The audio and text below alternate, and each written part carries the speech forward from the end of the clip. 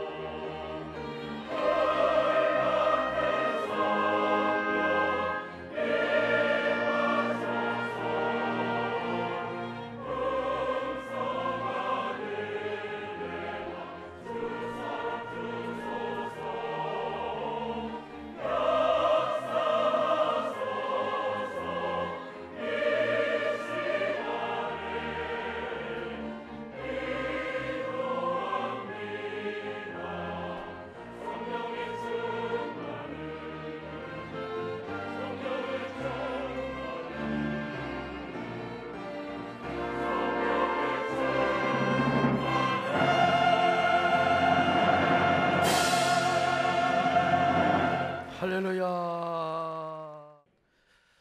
그 유명한 성 프란시스 아시죠? 제가 말씀을 많이 드렸습니다마는 사도 바울 이후에 가장 위대한 성자라고 알려져 있죠. 그가 얼마나 위대한 성자였는가 하면은 산역에서 설교를 하고 찬양을 하면 새들이 와서 은혜를 받아요. 새들이 와서 설교를 들었다는 거 아니겠습니까? 그가 찬양을 하면 막 새들이 어깨 위에 쫙 가슴 위에 날아와서 함께 짹짹거리며 찬양을 했다는 거예요. 제가 이걸 광주신학교 시절에 들었습니다.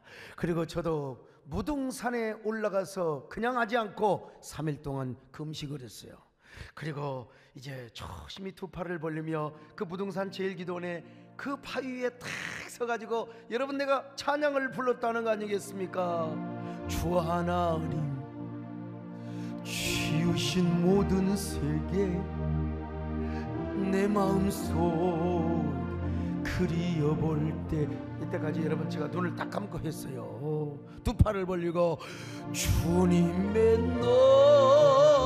높고 위대하심 내 영혼이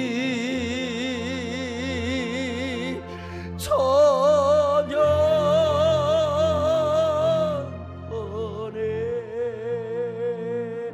눈 떠보니까 새들이 다 도망가 버렸어. 다람쥐 새끼 한 마리도 안 모여. 이야, 성 프란시스는 얼마나 위대한 성자였으면. 여러분 가서 한번 실습해 보세요. 당장 뒷산에 가셔서. 야, 산짐승들까지도 고라니도, 아니 나는 산에 가면 고라니 도망가거든. 고라니가 와서 목사님 은혜 주세요. 그래야 될 거 아니겠습니까 여러분요. 이 성 프란시스는 이태리 아시시에서 태어났습니다. 그가 청년 시절에 어느 날 기도하고 있는데 주님으로부터 음성을 들었어요. 사랑하는 종아, 나의 무너져가는 전을 세워다오. 나의 무너져가는 교회를 세워다오. 그래서 그는 자기 동네 낡은 예배당을 수리해달라고 하는 줄 알고 그냥 돈을 모아다가 그 예배당을 잘 수리를 했습니다. 아니 수리할 때 그런 말씀을 하셔야지. 수리 다 해놓고 나니까 사랑하는 종아, 나는 예배당을 수리하란 말이 아니라 세속화되고 그리고 타락해가는 나의 교회를 세워달란 말이다, 이렇게 말씀하시는 거예요. 여러분, 당시 교회는 귀족화되어 가고 너무 세속화되어 갔습니다. 교회 사제가 되는 것은 곧 귀족이 되는 거예요. 목사가 되는 것 자체가 오늘날로 말하면 권력을 얻고 부와 영광을 얻는 것이었습니다. 일반 백성들은 가난하고 찌들어지게 살았습니다. 교회는 이런 가난한 백성을 구제하고 섬기는데 전혀 관심이 없었어. Don't care. 상관하지 않았어. 평민들은 성직자들의 봉이었습니다. 요즘으로 말하면 여러분들이 내 봉이라 이 말이에요. 여러분, 용납하겠어요? 이런 상황에서 예수님의 음성을 다시 들은 성 프란시스는 자신의 모든 재산을 팔아서 가난한 사람을 구제합니다. 그리고 그는 스스로 청빈한 삶을 살며 탁발 수도단을 이룹니다. 탁발이란 말 우리나라 말로 시주하는 거요, 동양아치 하는 겁니다. 여러분요, 탁발 수도단의 대부분은 먼저요, 그 일원들은 다 자기가 부자들이었는데 전부 다 재산 팔아서 가난한 사람 도와주고 자신들도 구걸하며 동양아치하며 먹고 살았어요. 그러면서 자기들을 도와준 분들을 위하여 간절히 기도했잖아요. 여러분, 옛날 우리 어릴 때면 이제 그 승려들이 시주하러 오잖아요. 그러면 이제 쌀티바가 주면 말이요, 뭐라고 이제 나름대로 뭐 축복으로 가겠죠. 뭐 일종의 이런 비슷한 행위를 했던 겁니다, 우리 그 수도단들이 말이죠. 그리고 믿지 않는 사람들에겐 전도를 하였습니다. 이런 일은 당시에 부와 명예와 권력을 한 몸에 가졌던 수도사들 그리고 사제들을 향한 일종의 반항적인 행위요, 데몬스트레이션이었습니다. 봐라, 우리는 이렇게 전도한다. 그때는 여러분, 교회만 타락한 것이 아니라 수도원까지 타락을 했어요. 수도원이 왜 생긴 줄 아십니까? 교회가 세속화되고 타락하니까 생긴 겁니다. 로마 교회 시절에 얼마나 핍박을 받은 줄 아세요? 카타콤베나 저 갑바도기아에 여러분, 그 공기도 통하지도 않고 별로 그 어둡고 칙칙한 곳에서 기독교의 역사는 거기서 200년이 이루어져.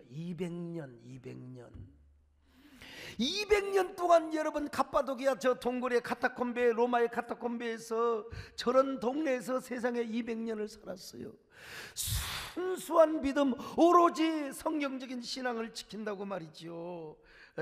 그래서 이 카타콤의 푸른 별들, 갑바도기아의 푸른 별들이 기독교의 정신과 그리고 모든 그 교회를 막는 하나의 어떤 담 역할을 했던 것입니다. 신앙의 본질을 붙잡았어요. 근데 콘스탄티누스가 이제 기독교를 공인하잖아요. 그때도요 똑같아요. 우리나라에 조선 기독교연합회가 있어가지고 막 일본의 황실하고 대통하고 권력을 막 부스러기를 얻어먹고 그런 것처럼 지하에서 살지 않고 지상에서 적당하게 그냥 황실하고 거리하면서 살았던 기독교인들이 있었어요. 와서 보니까 기독교 공인을 하고 난 이후에 이런 사람들이 교권을 잡고, 요즘으로 말하면 총회장을 하고, 요즘으로 말하면 여러분 정치꾼이 되어가지고, 이걸 여러분 순수한 신앙, 오로지 예수로 불탔던 사람들이 볼 때 얼마나 눈꼴 사납겠습니까? 진짜 환장을 노리시죠. 그래서 동방교회의 교회 지도자들이, 야, 니들이 다 정치해라, 우리는 사막으로 가련다, 사막으로 간다는 것입니다. 여러분요, 이때 수많은 동방교회 지도자들이 사막으로 갔습니다. 그리고 그들이 마침내 사막의 교부들이 된 거예요. 그들은 하나님이 부르신 소명의 감격을 지키고 신앙의 순결성을 지키기 위하여 이제는 사막으로 갔어요. 사막으로 가서 맨 먼저 어디로 들어가느냐? 동굴로 들어간 거예요. 선조들의 신앙을 따라서 동굴에서 신앙을 지키니까 동굴로 들어가는 겁니다. 이 사막에 동굴에 들어가서 햇빛도 못 보지요. 그리고 소량의 음식만 먹어. 저 장대로 매달아주는 소량의 음식을 먹고 그 정욕과 죄가 불타오르는 그 육신의 정욕을 말이요, 그냥 누르는 고행을 하는 것입니다. 그래서 동굴에서 영적 수행을 하는데 여기서도 안 되네요. 안 되는 사람도 어디로 올라가느냐? 절벽으로 올라갑니다. 절벽에서 그냥 사막의 바람, 모래바람 타는 광선을 그냥 맞으며 하루하루를 견디는 겁니다. 그 목마름, 그 갈증, 비 오는 날에는 비를 맞으며, 그러면서도 주여 첫사랑 그리고 신앙의 소명을 지키게 하시고 성경적 신앙의 본질과 가치를 지키게 하여 주옵소서. 부르짖고 또 부르짖었던 것입니다. 여러분, 지금 혹시 졸리는 사람 있나요? 그 절벽에 올라가서 기도하다가 졸려다가 떨어지면 죽어버려요. 근데 절벽 가지고도 안 돼요? 그러면 이제 나무로 올라가요. 나무에 올라가서 나무까지 앉아가지고 종일 기도하는 겁니다. 하나님 은혜를 주옵소서. 이런 사람을 추상성자, 동굴에 가서 수행한 동굴성자, 절벽에 가서 기도하는 절벽성자. 주여, 오늘도 내 몸 안에 죄악의 욕망이 불타오르고 있습니다. 하루하루 일순간 하나님이 은혜 주지 않으면 나는 죄악 덩어리, 죄악의 공장으로 살아갑니다. 이 나무에 매달려 주님 앞에 간구하오니 나무에서 밥을 먹고 나무에서 잠을 자고 이거 여러 번 말이나 되는 겁니까? 그래도 하나님 이 몸을 성별케 하여 주옵소서. 이 몸을 성별케 하여 주옵소서. 노래를 부르는 거예요. 주 예수여 은혜를 내려주사 고충 많게 하옵소서. 이 주리고 목마른 나의 맘 주소영을 부소서. 주 예수여 충만하라 내 영혼에 부소서. 주 예수만 나의 힘되고 내 만족함 됩니다. 여러분, 왜 이렇게 해야 되겠습니까? 세속적인 신앙을 차단하려고. 하나님, 나는 정치꾼이 안 되겠습니다. 나는 내 신앙이 세속적으로 내려가는 걸 나는 용납할 수가 없습니다. 그러면서 그들은 여러분 계속해서 수행을 하는 거예요. 그런데도 많은 사람들이 은혜를 받겠다고 몰려드는 겁니다. 광야로 몰려들어요. 광야로. 예배당 잘 지는 것도 아닌데 광야에, 특별히 시리아라고 하는 곳에 시메온이라고 하는 추상성자가 계셨어요. 그가 나무 위에서 기도를 하고 있으면 1000명이 넘는 제자들이 모여들었대요. 1000명이 넘는. 나에게도 그런 영성을 달라고, 그런 은혜를 받고 싶다고. 여러분, 연인원 수만 명이 와가지고 마이크도 없는 시대에 그분의 말씀을 듣고 병고침을 받고 구원을 받았다는 거 아니겠습니까? 이 오늘 현대교회와 너무나 대조적이야. 너무나 예배당 잘 지어놓고 오라고 해도 안 와요. 더구나 코로나 사태 때문에 말이요, 얼마나 조심을 합니까? 이건 뭐냐?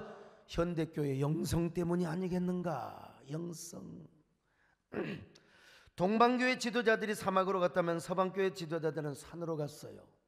서방에는 사막보다는 산이 많거든요.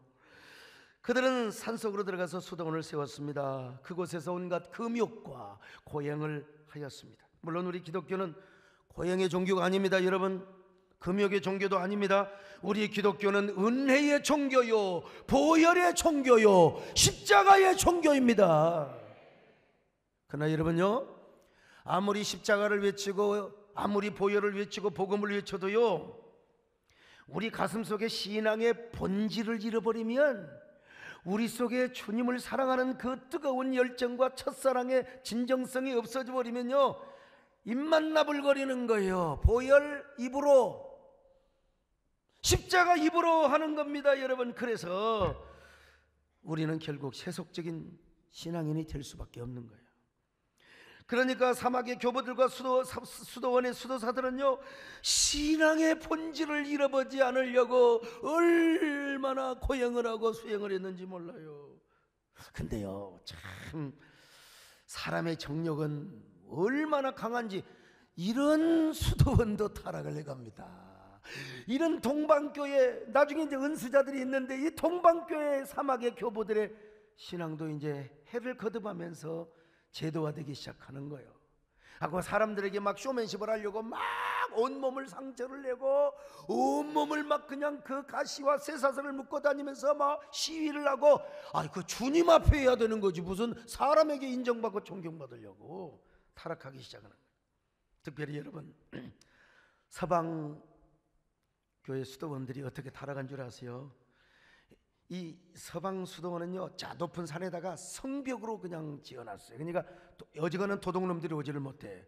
왕과 귀족들이 자신의 땅 문서 그리고 재산을 거기다가 다 숨겨놨습니다.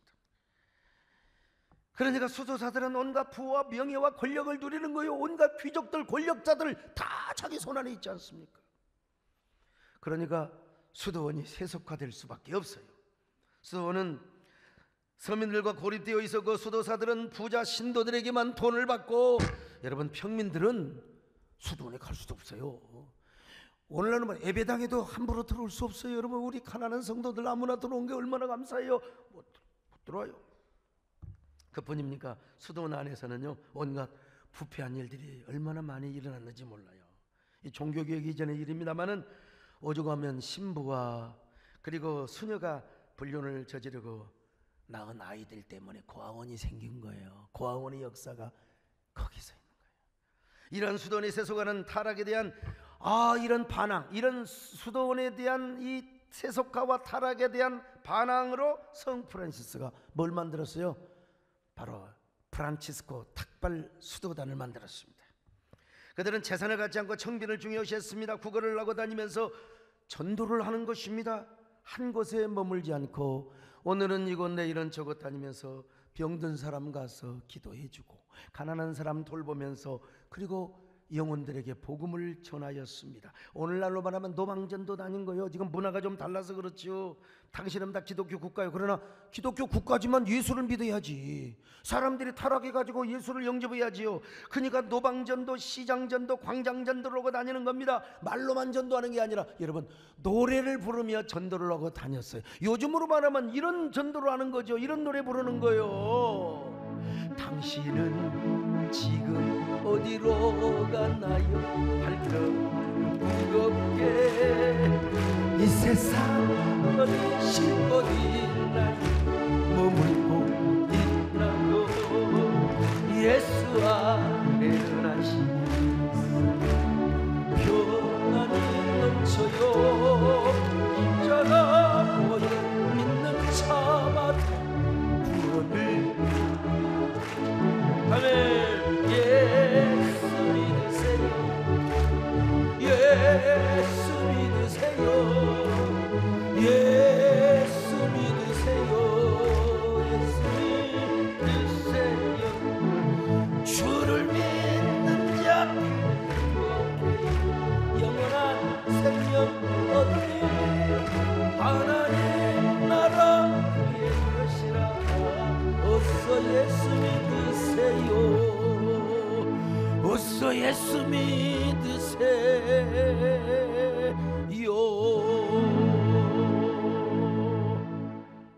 부자들만 들어가는 예배당, 부자들만 들어갈 수 있는 수도원.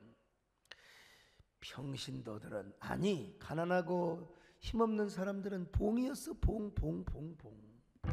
특별히 당시 교회 사제들은요 아주 예배 집전을 얼마나 엄숙하게 숨소리 하나 내면 안 돼요. 그리고 평민들이 거기 들어간다 하더라도 뭔 말인지를 못 알아먹어. 워낙 고급 라틴어를 쓰니까. 우남성덤 껍볼이 들어가 포스토리 못 알아들어. 그러나 성 프란시스는 평민들이 사용하는 시장 언어를 쓴 거예요. 대중 언어, 문지방 언어. 세상에 그런 위대한 성자였던 성 프란시스도 새들이 와서 은혜 받았다고 하는 그런 성 프란시스도 상스러운 언어를 쓴 거예요. 그리고 당시에 유행하였던 대중가요 곡에다가 복음 가사를 입혀가지고 그들과 함께 노래를 불렀대요. 소위 말하면 공연식으로 복음을 전했어요. 야, 나 이런 걸 이게 연구하면서요. 여러분 크리스마스가 돌아오면 지금도 성극을 하잖아요. 성극의 기원이 바로 성 프란시스 때부터였어요. 성 프란시스가 말구유를 만들어 거기에 나귀까지 동원해가지고 말이죠. 그러면서 예수님이 죄인들을 위하여 주님 찾아오셨네. 그 광대적 공연의 설교와 그 연극을 보면서 막 시장 사람들이 막 가슴을 치며 울었대. 너무나 감사했어요. 복음이 이런 거예요. 그래서 하나님의 사랑과 그 은혜를 이야기할 때 스스로 광대가 되고 가객이 되어서, 가인이 되어서 노래를 부르며 하나님의 사랑을 알렸다는 겁니다. 그러니까 성 프란시스가 나타나기만 해, 시장길을 그냥 걸어가기만 하면 막 군중들이 몰려들어 막 엎드려 절을 했대요. 엎드려 절을 했대요. 그래가지고 스스로 은혜를 받고 예수를 믿었다는 거 아니겠습니까? 야, 이런 걸 보면 오늘 우리 교회 예배가 너무 경직되어 있지는 않는가. 뭐 문화가 바뀌어서 그렇다고 하지만 너무 정형화되어 가고 있지는 않는가. 물론 예배는 넘숙해야 됩니다. 경건하게 드려야 됩니다. 그러나 중세 수도사들처럼 너무 외적인 권위와 중후함만을 갖추려고 하다 보니까 이 청중들이 다 줘라. 아무리 설교자가 고급 언어를 쓰고 아무리 그 격조 있는 언어를 써도 여러분 졸아버리면 안 돼요. 졸아버리면 큰일 나요. 절벽 같으면 다 떨어져 죽어요. 절벽이 아니라 그렇지. 설교에 생명력이 없고 임팩트가 없는 거예요. 뭐 아무리 수사학적인 언어를 쓰고 졸면 소용없다니까. 졸면요. 여러분 이런 얘기 하세요. 여러분 우리는 개혁신학을 공부하고 우리는 개혁주의 신학 라인에 있는 교회입니다. 개혁주의 하면 칼빈주의예요. 칼빈을 사도 바울 이후에 우리가 신봉하고 믿습니다. 그런 칼빈 선생님도 세상에 말이죠, 주내부 찬송을 만들었는데 시편 찬송을 말하는 거예요. 전부 가사 내용은 시편입니다. 1편부터 150편까지. 근데 칼빈이 다 작곡할 수 없잖아요. 그러니까 프랑스의 민요와 대중가요, 당시 유행했던 대중가요에다가 그 가사를 붙여가지고 노래를 시킨 거예요. 그러면서 마음을 다하고 성품을 힘을 다하여 진정성 있게 노래하면 하나님의 은혜와 능력이 임한다고 한 거예요. 이야, 정말 대단해요. 그런 의미에서 여러분, 개혁주의 설교학자인 조엘 비키, 유명한 퓨리탄 신학교의 이 총장이자 설교학 교수인데, 여러분 개혁주의 설교학은요 말에 있잖아요. 마음에서 마음으로, 마음에서, 설교자의 마음에서, 청중의 마음으로 이 설교를 주장한 것입니다. 여러분, 루돌프 보레는 설교 행위를 성령과 함께 춤을 추는 행위로, 데이빗 버트릭, 이거 우리 요즘은 잘 몰라요. 이 데이빗 버트릭, 요즘 제가 여러분 바쁜 가운데도 부지런히 제가 책을 봅니다. 이분은요 하나님의 신비의 가장자리에서 춤을 추는 것이, 그게 진정한 설교해야 된다는 거예요. 이제 그런 의미에서 요한 실리라고 하는 분이 이제 이 광대 설교 이야기를 한 적이 있습니다만은, 일찍이 성 프란시스가 그렇게 복음을 전했어요.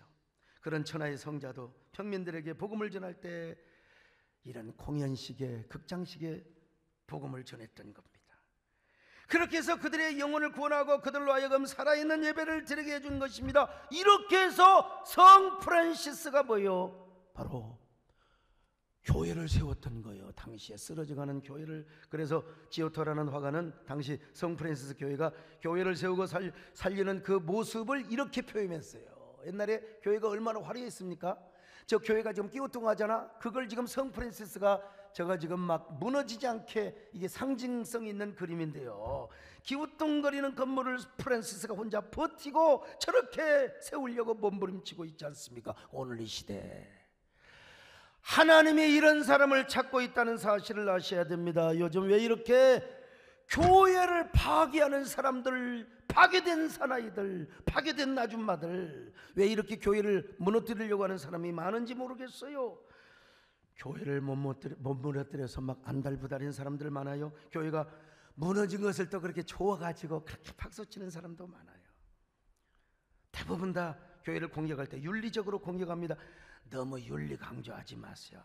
자신의 도덕성을 높이다가 결국은 뭐가 드러나면은 결국은 자신이 스스로 자진을 하게 되는 이 시대, 이게 얼마나 비극적입니까? 우리는 복음을 강조하고 하나님의 은혜를 강조해야 되는 겁니다.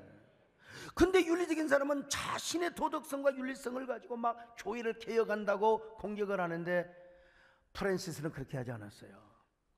아무리 사제들이 타락하고 수도원과 교회가 타락을 내도 교회를 공격하지 않았다니까. 단 한 번도 공격하지 않았어요. 그냥 복음을 전했어요. 가난한 사람을 도와줬어요. 그리고 교회의 본질을 세웠습니다. 병자들을 고쳤어요. 원복음을 전하여 주었던 것입니다, 여러분. 그러면서 교회를 세워가서, 그러니까 당시의 사제들이 저 성프란시스의 나쁜 놈 저거 죽여야 된다고 했지만 이노센트 3세 교황이 감동을 받은 거예요. 언제 기성교회를 비판하더냐. 저 삶을 봐라, 저 복음을 봐라. 그래서 프란치스코 수도단을 인정해주고 허락해준 겁니다. 여러분, 오늘 우리가 이런 사람이 돼야 됩니다. 너 자신을 알라고 그랬어요. 뭘 그렇게 교회 헐기를 좋아하는 사람이 많은지 몰라요. 오늘 우리 하나님은 묵묵부답, 아니 여러분, 우리가 복음으로 당신의 교회를 세우는 사람을 찾고 있습니다. 오늘 이 시대뿐만 아니라 이사야 시대에도 하나님은 초치 플랜트를 찾고 계셨어요. 자, 이사야 58장 12절을 같이 보실까요? 시작. 내게서 날 자들이 오래 황폐된 곳들을 다시 세울 것이며 너는 역대의 파괴된 기초를 쌓으리니 너를 일컬어 무너진 데를 보수하는 자라 할 것이며 길을 수축하여 거할 곳이 되게 하는 자라 하리라. 여러분, 이사야 선지자는 원래 제사장이었어요. 제사장. 근데 우시야 왕이 죽던 해에 딱 성전에 들어가면서 이렇게 훌륭한 왕이 죽었는데 어떡하나. 그런데 하늘의 환상을 본 거예요. 그러면서 선지자로 부름을 받았습니다. 이후로 그는 요담과 아하스와 히스기야와 므낫세의 네 왕에 걸쳐서 선지자 활동을 하였습니다. 그런데 아하스라는 왕은 얼마나 사악하였는지 온갖 아세라상을 만들어 놓고 세상에 그냥 심지어는 산당을 세우고 그 새끼들을 잡아 죽여가지고 갖다가 인신제사를 드리고. 자, 열왕기하 16장 2절로 4절입니다. 시작. 아하스가 왕이 될 때에 나이가 20세라 예루살렘에서 16년간 다스렸으나 그의 조상 다윗과 같지 아니하여 그의 하나님 여호와께서 보시기에 정직히 행하지 아니하고 이스라엘의 여러 왕의 길로 행하며 또 여호와께서 이스라엘 자손 앞에서 쫓아내신 이방 사람의 가증한 일을 따라 자기 아들을 불 가운데로 지나가게 하며 또 산당들과 작은 산 위와 모든 푸른 나무 아래에서 제사를 드리며 분향하였더라. 여러분, 므낫세 왕이 또 얼마나 사악했는가 봅시다. 이사야 마지막 활동기예요. 저 기드론 골짜기에다가 몰래게 사당까지 지어놓고 거기서 자녀들을 죽여서 인신 제사를, 여러분, 한 놈을 잡아서 몰래 마로득이죠. 이 신에게 제사를 하면 다른 놈들이 다 잘 된다는 거예요, 세상에. 자, 열왕기하 21장 2절로 5절을 같이 봅니다. 시작. 므낫세가 여호와 보시기 악을 행하며 여호와께서 이스라엘 자손 앞에서 쫓아내신 이방 사람의 가증한 일을 따라서 바알을 위하여 제단을 쌓으며 아세라 목상을 만들며 하늘의 1월 성신을 경배하여 섬기며 여호와께서 전에 이르시기를 내가 내 이름을 예루살렘에 드리라 하신 여호와의 성전에 제단들을 쌓고 또 여호와의 성전 두 마당에 하늘의 1월 성신을 위하여 제단들을 쌓고 또 자기의 아들을 불 가운데로 지나게 하며. 세상에, 이런 시대에 이사야가 활동을 했어요. 이사야가 뭐냐가 유다의 소망이 없어요, 아무리 봐도. 그래서 이제 하나님의 때에 그가 기도하니까 하나님이 저 이스라엘 유다를 저 바벨론에다 망하게 하는 것 같아요. 그러면서 예언을 합니다. 이 성읍은 황폐하게 된다. 성읍이 무너진다. 그리고 성전이 무너진다. 예루살렘 성이 무너지고 하나님의 성전까지다 회파될 것이라. 이거는 자신의 감정이 아니라, 자신의 영감이 아니라 하나님이 그렇게 예언하게 하신 거예요. 그런 예언을 하다가 전설에 의하면 이사야 선지자는 므낫세 왕에게 톱에 잘라 죽여요. 근데 6토막으로 잘려 죽습니다. 므낫세의 나쁜 왕이 여기 소목사 같은 사람을 6토막으로 잘라 죽였다 이 말이요. 그런데 그런 이사야 선지자가 오늘 본문에서 아직 죽기 전이요, 하나님께서 황폐한 성을 세우며 무너진 하나님의 성전을 다시 세우는 자를 나오게 할 것이다. 그가 복 있는 자가 되리라. 자, 이사야 58장 12절이요. 시작. 내게서 날 자들이 오래 황폐된 곳들을 다시 세울 것이며 너는 역대의 파괴된 기초를 쌓으리니 너를 일컬어 무너진 데를 보수하는 자라 할 것이며 길을 수축하여 거할 곳이 되게 하는 자라 하리라. 먼 날 바벨론에 끌려가서 다 남왕국이 망할 거야. 이제는 성도 저기 모여 황성애터가 되어버리고 성전도 무너져 버릴 것이다. 그러나 은혜 받고 돌아온 사람들 가운데 다시 이 성을 일으킬 것이다. 이 사람이 복된 자라. 여러분, 역사적으로 누가 그랬어요? 스룹바벨, 여호수아, 예스라, 느헤미야 같은 사람이 그렇게 쓰임을 받았던 것입니다. 근데 여러분, 이 말씀은 항상 당대를 향하여 하신 말씀이기 때문에 그 당대의 사람들을 향하여 하신 말씀이기도 해요. 그러니까 지금이라도 다 너희들이 돌이켜서 이제 무너져가는, 영적으로 타락해가는 성전을 세워가고 믿음을 세워가는 사람, 이 사람이 복이 있다는 것입니다. 이사야 선지자가 활동했던 당시 얼마나 타락했는데요. 이 므낫세 왕이 쳐죽일놈 아닙니까? 아스. 그걸 좋다고 따라하는 제사장들, 줏대가 있어야지. 제사장들이 권력이 좋다고 왕이 하자는 대로 따라합니까? 그것을 좋다고 여기는 또 군중들, 세상에. 이럴 때 여러분, 하나님께서는 이사야를 통하여 무너져가는 신앙의 성을 다시 수축할 사람을 찾고 있었습니다. 누구든지 제2의 종교개혁을 일으키라는 겁니다. 무너져가는 영적인 도성, 세속화되어 가고 오염되고 더러워져가는 저 성전을 깨끗하게 할 자 나와라, 이거야. 나와라. 그때 회개하고 다 돌이켜서 이스라엘 백성들이 진짜 그냥 놀라운 부흥시대를 열었으면 얼마나 좋았겠어요. 근데 아니요. 그래서 망했어요, 결국은. 여러분, 이사야의 부름, 이사야의 메시지는 어제 오늘 얘기가 아닙니다. 오늘도 마찬가지입니다. 우리 하나님은 오늘도 무너져가는 신앙의 성과 영적인 도성을 다시 세울 사람을 찾고 있습니다. 오늘 찾고 있습니다. 무너져가는 당신의 제단을 세워갈 자를 지금도 찾고 있습니다. 나의 종들아, 내 전을 세워다. 난 어디 가서 포럼을 하는데 하나님의 교회는, 우리 한국교회 위태롭다고 하지 마라. 코로나 때 어떤 분이 그런 얘기를 하더라고요. 하나님의 교회는 절대로 망하지 않는다고. 네, 그랬어요. 우주적인 교회, 주님의 몸된 우주적인 교회는 망하지 않지만 역사를 보십시오. 동로마 교회가 망했고, 러시아 교회가 망했고, 북한 교회가 망했고, 중국 교회가 망했습니다. 그렇게 우리가 함부로 하나님의 절대 주권을 쉽게 사용하면 안 됩니다. 우리가 해야 될 일이 있습니다. 다른 교회는 잘 되는데 우리 조국 교회가 망하면 되겠습니까? 제가 이겼어요. 그렇지요. 하나님의 교회는 망할 수가 없죠. 그러나 로컬 처치는 소아시아의 수많은 교회들이 다 자취도 없어져 버렸어요. 여러분, 그래서 우리 하나님께서 우리에게 말씀하세요. 나의 종들아, 내 전을 세워다오. 내 교회를 세워다오. 오늘 여러분들의 이런 음성을 들으시기를 바랍니다. 하나님이 우리를 부르신 목적이 뭐예요? 딱 하나. 자, 에베소서 4장 12절입니다. 시작. 이는 성도를 온전하게 하여 봉사일을 하게 하며 그리스도의 몸을 세우려 하심이라. 목사를 부른 목적, 여러분 사명자를 부른 목적이 뭐예요? 성도를 온전하게 하는 거예요. 봉사의 사명자 만드는, 그래서 뭐 하는 거예요? 교회를 세우는 거예요. 교회를 세우는 거. 이 시대에 교회가 지금 무너져가고 있습니다. 현실적으로 여러분, 우리 한국교회가 한 15년 20년 전만 해도 여러분 이 사회의 중심 센터, 이걸 뭐라고 합니까? 센터 그룹이 됐어요. 지금은 마이너리티가 됐습니다. 완전히 문화 막시즘, 네오 막시즘의 공격으로 말미암아 물론 우리 한국교회가 도덕적, 영적 타락한 부분도 있어요. 거기에다가 여러분 뭡니까? 코로나19가 다 그냥 닥쳐와가지고 이거 뭐 그냥 여러분 현실적으로 지금 교회가 위태롭지 않습니까? 어떤 사람이 여러분 교회를 세우느냐? 첫째로 우리 영혼이 물된 동산이 교회를 세울 수 있어요. 영혼이 물된 동산 되시기를 축원합니다. 이사야 58장 11절 같이 보실까요? 시작. 여호와가 너를 항상 인도하여 메마른 곳에서도 내 영혼을 만족하게 하며 내 뼈를 견고하게 하리니 너는 물된 동산 같겠고 물이 끊어지지 아니하는 샘 같을 것이라. 심령이 광야 사막 같은 사람은 교회를 못 세워요. 맨날 교회를 공격합니다. 날마다 선악과를 선택해요.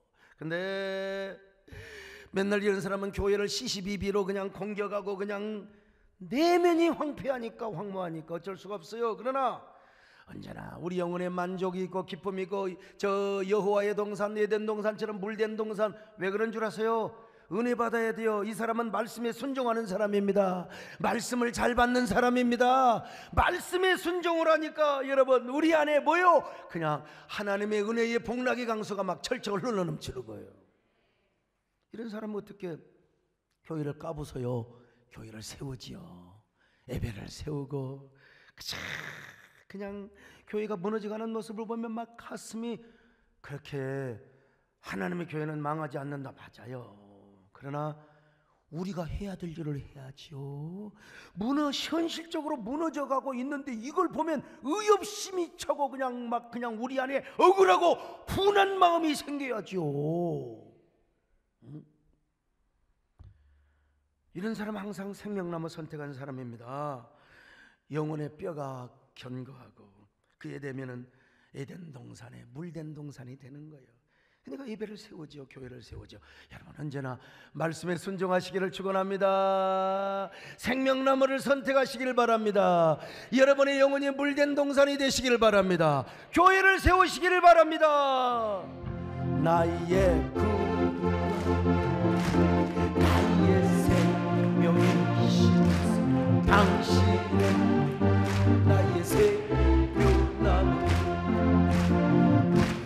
나의 사랑, 나의 소망이, 당신은 나의 생명나무. 할렐루야. 에덴 동산 중에 생명과 실내 지며 푸르름 가득했던 생명나무, 원망과 불평을 하지 않는 아멘과 순종으로 생명나무 붙잡고 일했으니,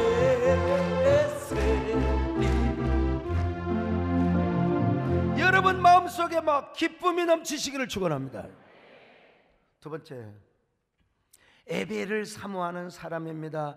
그냥 여러분 말씀만 순종하는 게 아니라 예배를 사모해야 돼. 예배를 사모해야 돼. 자, 이사야 58장 13절입니다. 시작. 만일 안식일에 내 발을 금하여 내 성일에 오락을 행하지 아니하고 안식일을 일컬어 즐거운 날이라 여호와의 성일을 존귀한 날이라 하여 이를 존귀하게 여기고 내 길로 행하지 아니하며 내 오락을 구하지 아니하며 사사로운 말을 하지 아니하며. 아이고, 옛날에는 지금이나 똑같아요. 주일을 그냥 아주 우습게 여겨요. 그래가지고 그냥 주일날 놀러 가고 콘도 가고 동해바다 서해바다 그냥 그래요. 그냥 주일날 그냥 오락을 하고 막 그냥 화투를 치고 그냥 저그들 일락을 다 즐기고 말이죠.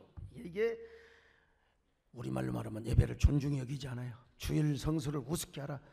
그냥 완전히. 이런 사람이 어떻게 교회를 세우겠어요? 못 세우지요.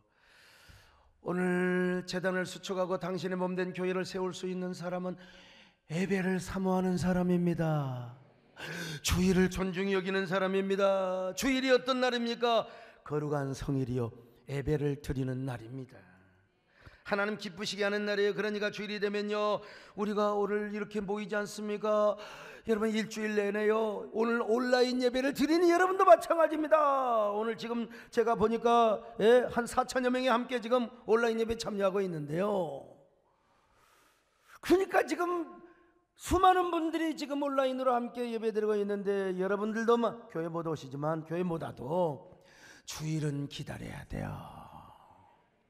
그리고 가정에서 드리더라도 주일을 사모하고 예배를 사모하는 마음을 가져야 돼요. 정말 일주일 동안 이 날을 사모하며, 이런 사람이 교회를 세우는 거죠.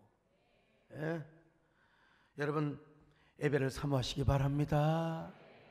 주일을 존중히 여기시기를 바랍니다. 이 날이 어떤 날인가 한번 고백해 봅시다.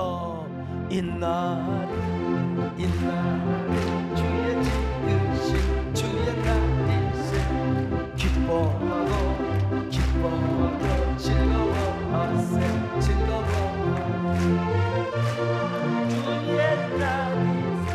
기뻐하고 즐거워하세. 이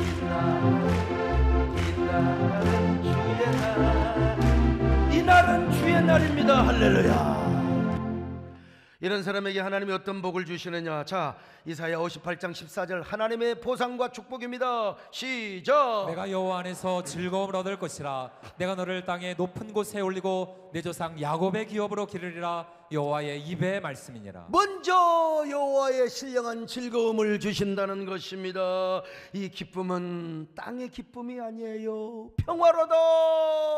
하늘 위에서 내려오는 신령한 기쁨이요, 세상에 가져다주는 기쁨이 아닙니다. 여러분, 하나님만이 주시는 이 즐거움, 이 기쁨, 이 평안, 여러분 가슴속에 막 터질 수 있기를 축원합니다. 두 번째로, 그런 사람을 땅의 높은 곳에 올려준대. 신분 상승. 명예롭게 존귀하게 한다는 겁니다. 신분을 높여줘요. 여러분, 이런 사람이 되시기를 바랍니다. 나는 갈수록 하나님께서 신분을 상승시켜 주신 것 같아요. 왜? 교회를 세우는 사람이라 그래요. 교회를 헐면은 말이요, 뭐 인터넷에 유명한 사람이 될 수 있을지 모르지만 하나님 앞에 신분이 상승이 돼야죠. 여러분도 예배를 세우고 교회를 세우셔서 신분 상승하는 하나님의 축복을 받으시기를 바랍니다. 세 번째, 여러분의 삶과 생업장을 야곱의 기업으로 복을 주신대요. 야곱의 기업. 야곱의 기업이, 일단 야곱의 개인으로 보세요. 에서는 폭삭하고 야곱이는 얼마나 거부가 되었습니까? 그러나 이 물량적 거부를 넘어서 하나님의 구속의 은혜와 그 하나님의 기업이 에서에게서 중심 이동이 된 거예요. 야곱을 통하여 이어지게 하신 거예요. 야곱을 통하여 그 은혜와 그 축복이 나와 내 가정을 통하여, 아니 그 모든 축복이 우리 교회를 통하여 얼마나 가슴 설레요. 이게 야곱의 기업입니다. 야곱의 기업. 여러분을 통해서 하나님 나라가 확장되고 하나님의 구속의 복음이 널리 전해질 수 있기를 바랍니다. 뭐 이번 주에 우리 저 남진 장로님 헌정 앨범 콘서트 후배들이 존경을 받아서 후배들이 다 음악회를 해주세요. 신분 상승. 우리 장로님도 다니면서 복음 전하고 홍보 장로라고 막 그냥 하시는 거예요. 하나님, 여러분 우리 모두 주의 전을 세웁시다. 우리 교회를 세우십시다. 여러분, 오늘 이 시대를 향하여 하나님의 음성, 여러분에게 주시는 하나님의 음성을 여러분 귀를 기울여보세요. 나의 종들아, 내 전을 세워다오. 나의 사명자들아, 나의 전을 세워다오. 이런 음성이 한 주간 내내 여러분의 가슴을 때리시기를 바랍니다.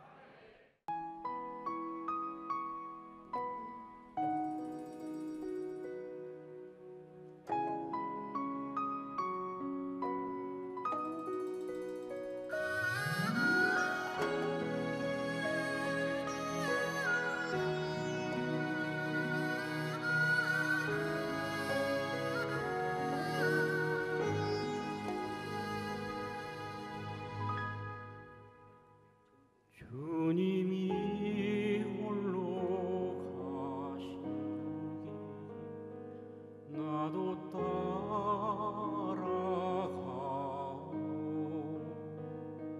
모든 물과 피를 흘리시 그 길을 나도 가오.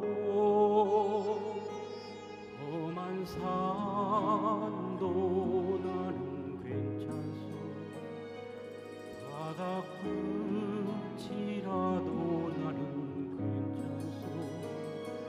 죽어가는 저들을 위해 나를 버리길 바라오. 아버지 나를 보내주오. 나는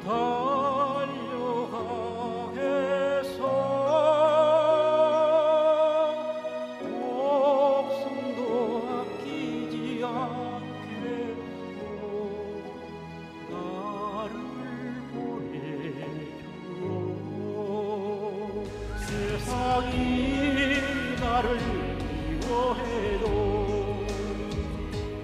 나는 사랑하겠어.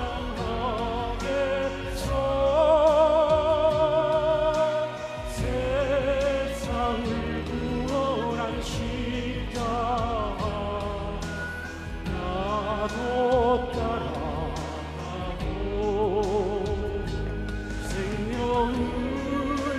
버리면서까지 나를 사랑한 당신 이 작은 나를 받아